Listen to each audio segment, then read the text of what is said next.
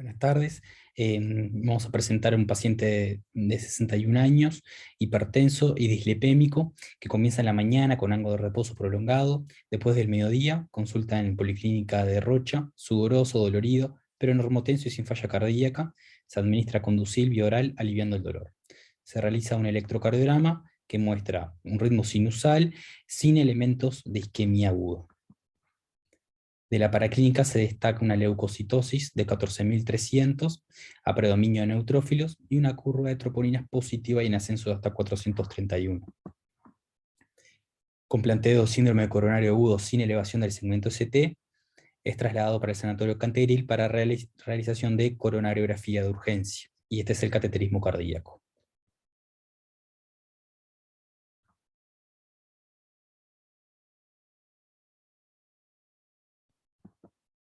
¿Cuál es la mejor estrategia de revascularización?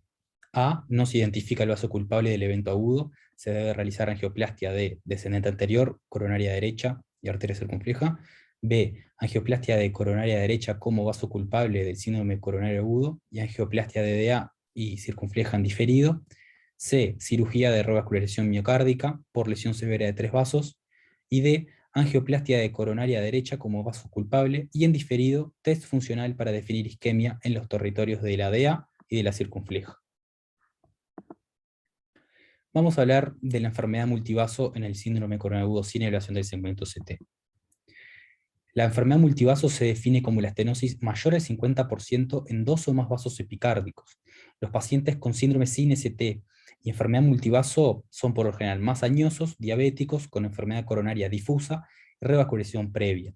Y un 40 a 80% de los síndromes coronarios agudos sin elevación del segmento CT se presentan con lesiones multivaso. Y el pronóstico en estos pacientes es peor.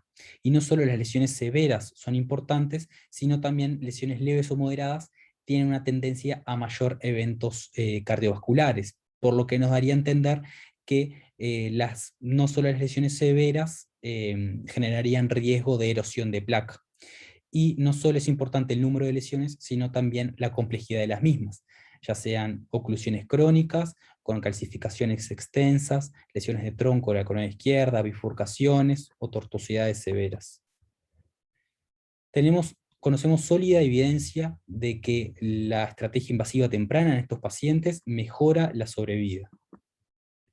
Sin embargo, hay escasa evidencia prospectiva y pocos ensayos clínicos disponibles para conocer la mejor estrategia de revascularización en estos pacientes, ya sea la lesión culpable o una revascularización completa.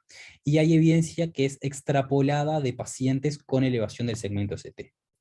Así que antes que nada, deberíamos identificar la lesión culpable, ya sea por una imagen de una ulceración de placa, o una claridad intraluminal que nos hable de un trombo, o un stop brusco de una arteria coronaria que nos hable de una oclusión trombótica, que en los síndromes coronados agudos sin elevación del segmento CT es poco probable, pero se pueden presentar de esta manera.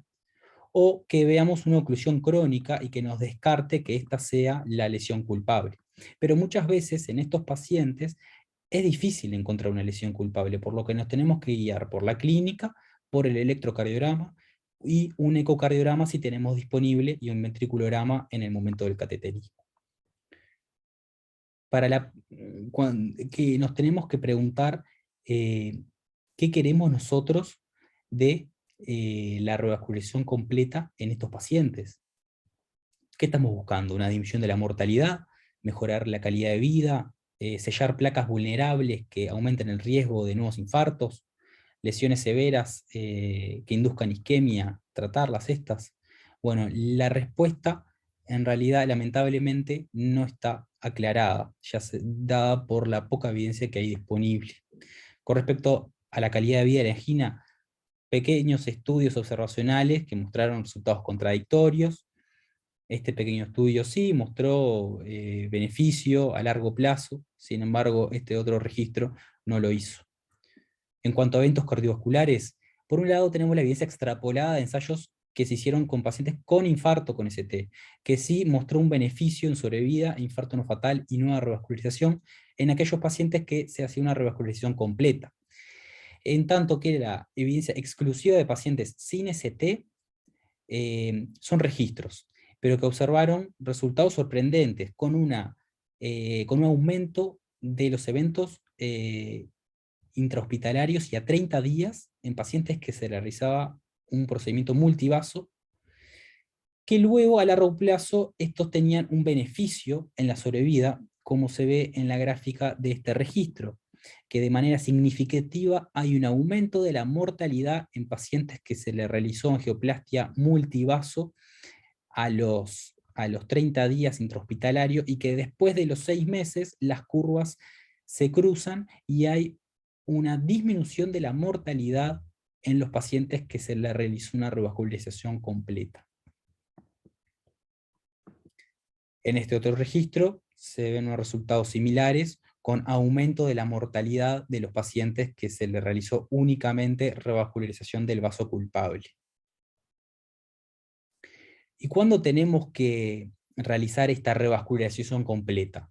También hay pocos estudios, acá tenemos 3, uno de los cuales es un ensayo clínico que no mostró diferencias en mortalidad, únicamente aumento de eventos cardiovasculares, pero a costa de nueva revascularización del vaso culpable, que esto fue muy discutido ya que eran resultados que no reflejaban la realidad. Por otro lado, tenemos este registro que no mostró diferencias en mortalidad por cualquier causa a 3 años, pero sin evaluar mortalidad cardiovascular o infarto.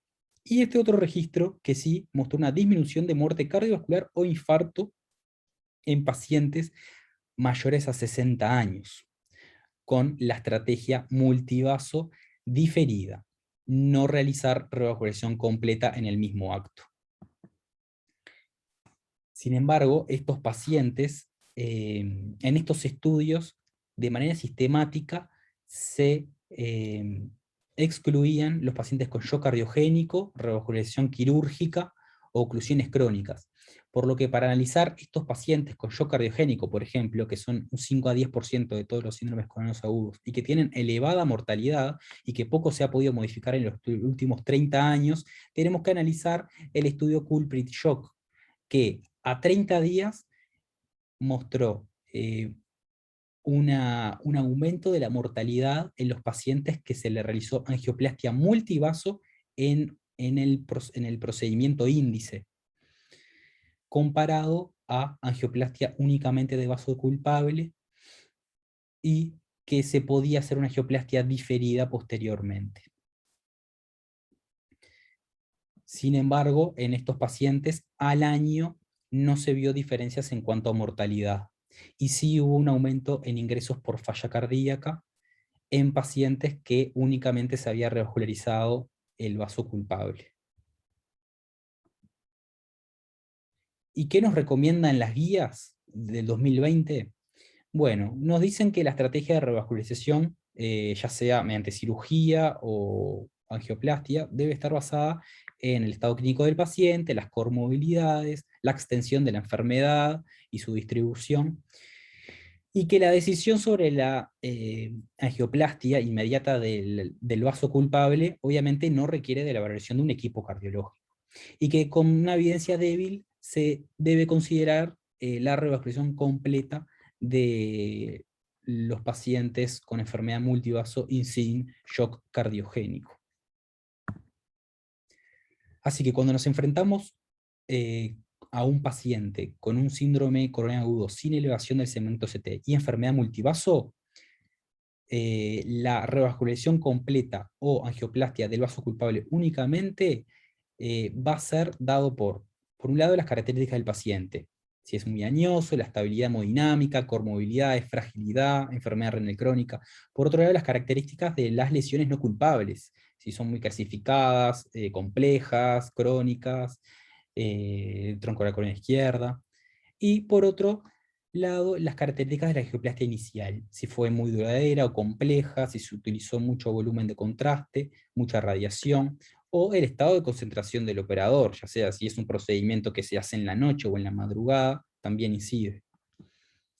Por lo que, como conclusiones, los pacientes con enfermedad multivaso que se presentan con síndrome coronario agudo sin elevación del ST tienen peor pronóstico que aquellos con enfermedad de un solo vaso.